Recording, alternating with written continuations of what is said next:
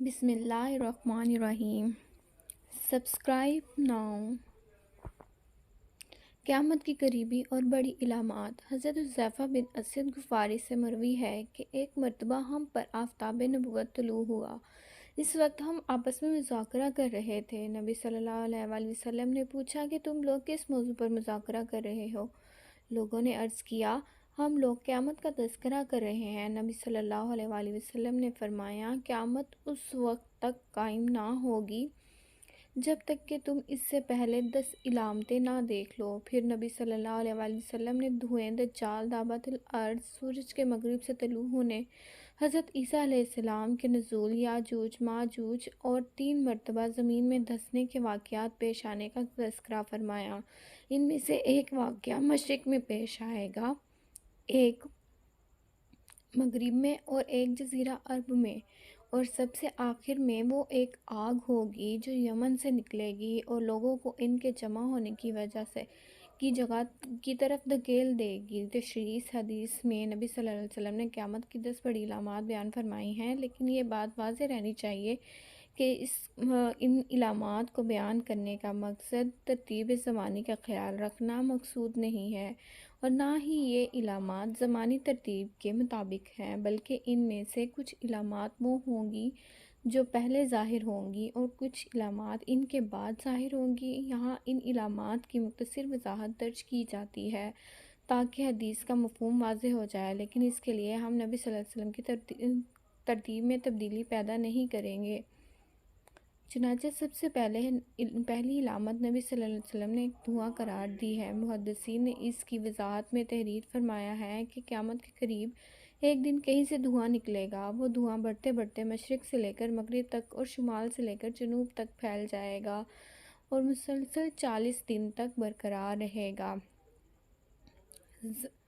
ظاہر ہے کہ جس کی وجہ سے لوگ سخت پریشان ہو جائیں گے، کیونکہ اگر کسی گھر میں لکڑی کے چولہے پر روٹیاں یا سالن پک رہا ہو تو وہاں سے نکلنے والا معمولی دھواں لوگوں کے لیے ناقابل برداشت ہوتا ہے، چنانچہ ایسا دھواں نکلے جو پورے عالم کو اپنی لپیٹ میں لے لے۔ لیکن اس سے بھی زیادہ تعجب کی بات یہ ہے کہ مسلمان اس دھوئیں کی وجہ سے صرف نزلہ اور زکام کا شکار ہوں گے، جبکہ منافقین اور کفار اس کی وجہ سے بے ہوش ہو جائیں گے اور کئی دن تک بے ہوش رہیں گے۔ بالآخر 40 دن کے بعد یہ دھواں خود بخود غائب ہو جائے گا۔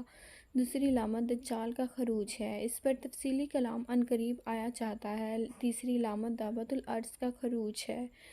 دابۃ الارض کا لفظی معنی ہوتا ہے زمین کا چوپایا، اور اس سے مراد دیمک ہوتی ہے جو لکڑی کو چاٹ جاتی ہے اور لکڑی بھوری ہو کر بیکار ہو جاتی ہے۔ لیکن جب علامات قیامت کے بیان میں یہ لفظ بولا جاتا ہے تو اس سے مراد وہ مخصوص جانور لیا جاتا ہے جو قیامت کے قریب خروج کرے گا۔ اس جانور کا چہرہ اور قد و قامت عام جانوروں سے بہت مختلف ہوگا۔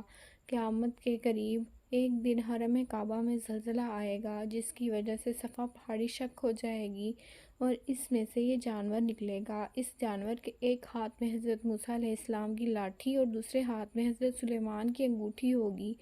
وہ جانور پوری دنیا میں پھر جائے گا اور ہر شخص پر نشان لگاتا جائے گا۔ جو شخص مسلمان ہوگا، یہ جانور اس پر حضرت سلیمان علیہ السلام کی انگوٹھی سے نشان لگائے گا اور اس کی پیشانی پر مومن لکھ دے گا، اور جو شخص کافر ہوگا، یہ جانور اس پر حضرت موسیٰ علیہ السلام کی لاٹھی سے مہر لگا دے گا اور اس کی پیشانی پر کافر لکھ دے گا۔ یہ جانور انتہائی تیز رفتار ہوگا اور کوئی شخص دوڑ میں اس کا مقابلہ نہ کر سکے گا۔ مومن اور کافر کے درمیان اس امتیاز کے بعد اسے ختم کرنا ممکن نہ ہوگا، اور 1000 طرح کے جتن کر لینے کے بعد بھی پیشانی پر لکھے ہوئے لفظ مومن یا کافر کو مٹایا نہ جا سکے گا، اور مومن اور کافر کی شناخت اس کے بعد نہایت آسان ہو جائے گی۔ چوتھی علامت، جو کہ قیامت کی انتہائی قریبی علامت ہے اور اس کے بعد کسی کا ایمان لانا معتبر نہ ہوگا، سورج کا مغرب سے طلوع ہونا ہے۔ اس پر تفصیلی کلام اپنے موقع پر آئے گا۔ چھٹی علامت یاجوج ماجوج کا خروج ہے جو حضرت عیسیٰ علیہ السلام کے زمانے میں ہی ہوگا۔ ساتویں، آٹھویں اور نویں علامت زمین میں لوگوں کو دھسائے جانے کے وہ واقعات ہیں جن میں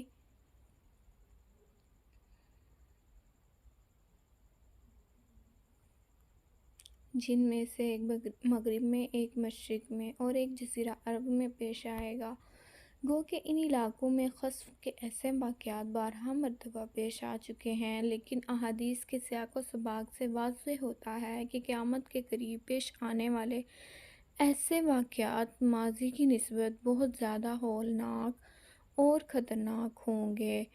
ان کے ضروری ہے جب تک یہ علامات پوری نہ ہوں قیامت نہ آئے گی۔ واللہ عالم۔ قیامت سے پہلے 30 دجال رونما ہوں گے۔ ان ابی ہریرہ رضی اللہ عنہ عن النبی قال الساعۃ حتی یبعث دجالون کذاب قریب من ثلاثین قل اللہم یرحم عنا رسول اللہ صلی اللہ علیہ وسلم۔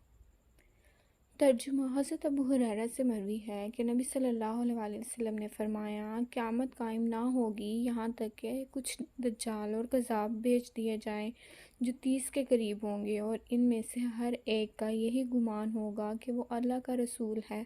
تشریح۔ یہاں سے مصنف ان احادیث کا بیان شروع کر رہا ہے جن کا تعلق فتنہ دجال کے ساتھ ہے۔ روئے زمین پر تاریخ انسانیت کا یہ سب سے بڑا فتنہ ہوگا جو اپنے وقت پر رونما ہوگا۔ زیر تذکرہ حدیث کی وضاحت سے قبل دجال کا لفظی معنی سمجھ لینا ضروری ہے۔ چنانچہ علماء نے لکھا ہے کہ دجال کا لفظ دجل سے نکلا ہے اور دجل کا معنی ہے مکر و فریب۔ یہ لفظ اردو محاورے میں بھی استعمال کیا جاتا ہے۔ کہا جاتا ہے کہ فلاں آدمی نے دجل و فریب سے کام لیا، اس کا مطلب یہ ہوتا ہے کہ فلاں آدمی نے مکاری سے کام لیا۔ چونکہ دجال بھی انتہائی مکر و فریب سے کام لے گا، اس لیے اسے دجال کا نام دیا گیا۔ اسی طرح لفظ دجل کا ایک معنی ہے خلط ملط کرنا۔ چونکہ دجال حق اور باطل کو خلط ملط کر دے گا کہ ان دونوں میں امتیاز کرنا مشکل ہو جائے گا، اس لیے اسے دجال کا نام دیا گیا۔ زیر تذکرہ حدیث میں نبی صلی اللہ علیہ وسلم نے یہ پیشن گوئی فرمائی ہے کہ قیامت آنے سے پہلے 30 دجال اور کذاب لوگ آئیں گے، ان میں سے ہر شخص نبوت کا دعویٰ کرے گا اور خود کو اللہ کا پیغمبر بتائے گا۔